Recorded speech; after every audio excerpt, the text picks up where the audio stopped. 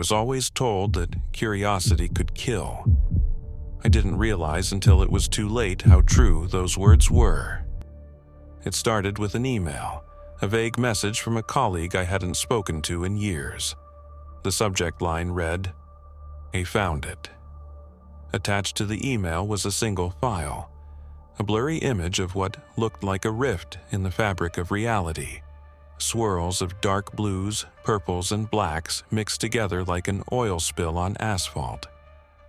A faint light glowed at the center, like an eye staring into my soul. Beneath the photo was a short message. "Ilara, the veil exists. They need your expertise." I should have deleted the email right then. But my curiosity got the better of me.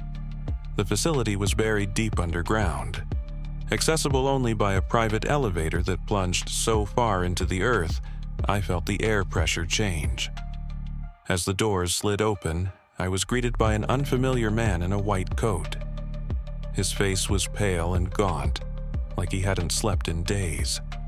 "You must be Dr. Voss," he said, offering a hand. "I'm Dr. Reese. We've been waiting for you." I followed him down a series of sterile, dimly lit hallways. My unease grew with each step. The place felt off, like the walls were watching us. We stopped outside a steel door with a keypad. Reese punched in a code, and the door hissed open. Inside, I saw it for the first time. The veil. It hovered in the center of the room, suspended in a containment field. It wasn't just a portal, it was alive. The colors shifted and pulsed like a heartbeat, and faint whispers echoed from within. "It's beautiful, isn't it?" Reese said, his voice tinged with awe and fear. "But we don't know what's on the other side." I stared at it, unable to look away. Something deep inside me, the part of my brain that recognizes danger, screamed at me to leave. But I stayed. It began subtly.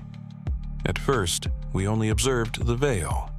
Probes sent through the portal came back mangled, their data scrambled beyond comprehension.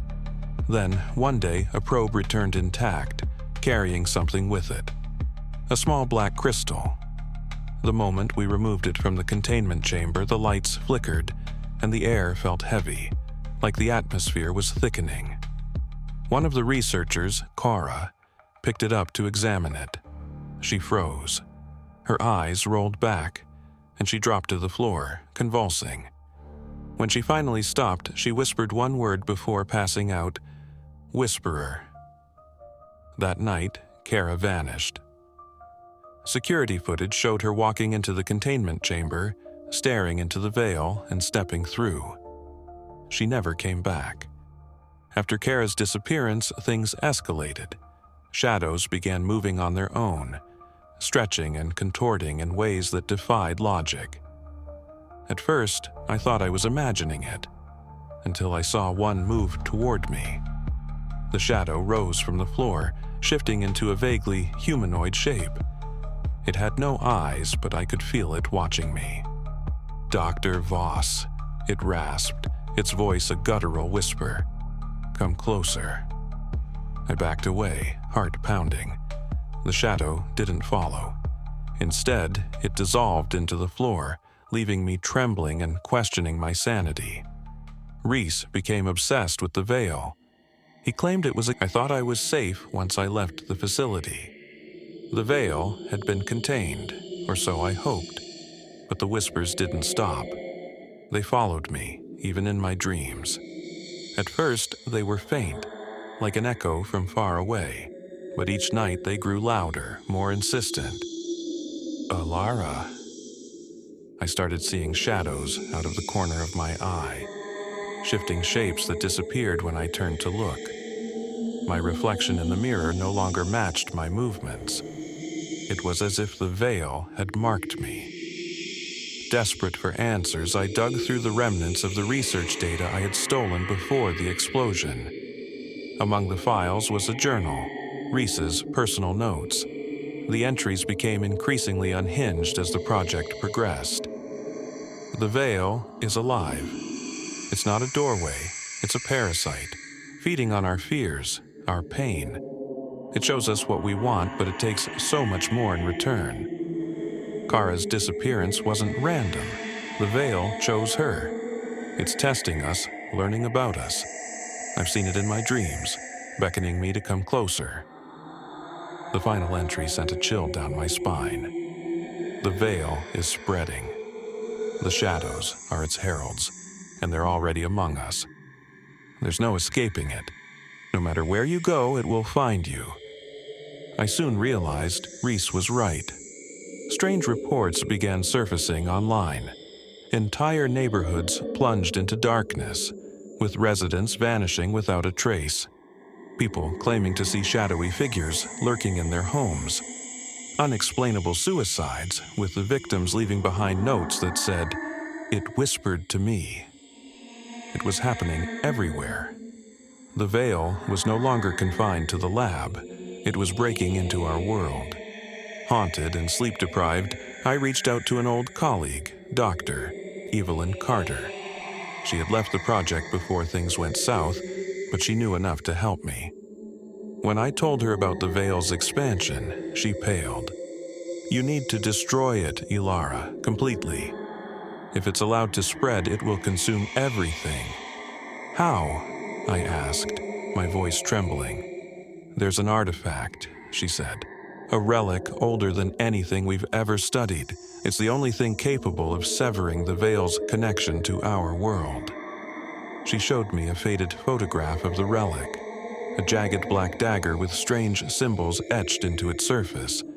The artifact was hidden deep within a temple in a remote jungle, guarded by a cult that worshipped the veil. They called themselves the Harbingers, and they believed the veil was a god that would bring salvation.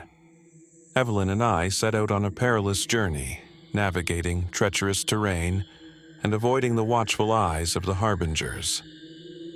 The deeper we ventured, the more the shadows seemed to follow us. We finally reached the temple, a crumbling structure overgrown with vines.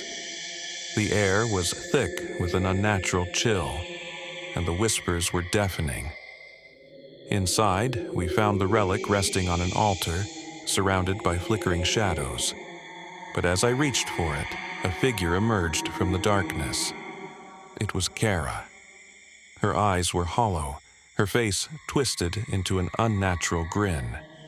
"You can't stop it," she said, her voice echoing with the whispers of the veil. "It's already here." The shadows surged forward, their tendrils wrapping around Evelyn.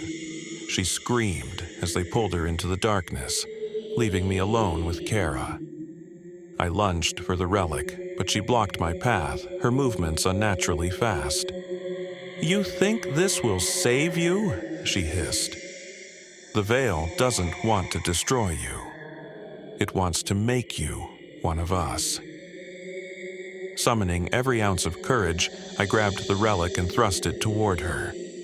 The moment it touched her skin, she dissolved into ash, her screams echoing through the temple. The veil itself appeared before me, a massive, swirling vortex of shadows and light. It spoke in 1,000 voices, each one more haunting than the last. "You cannot defy me. I am eternal." Clutching the relic, I stepped forward. The symbols on its surface began to glow, and the veil recoiled. I plunged the dagger into the heart of the vortex. The room shook violently, and the shadows screamed in agony as the veil began to collapse. When I awoke, the temple was in ruins, and the whispers were gone.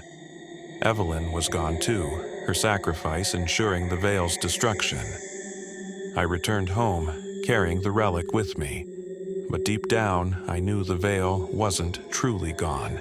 Its mark was still on me, and the shadows, they were still watching.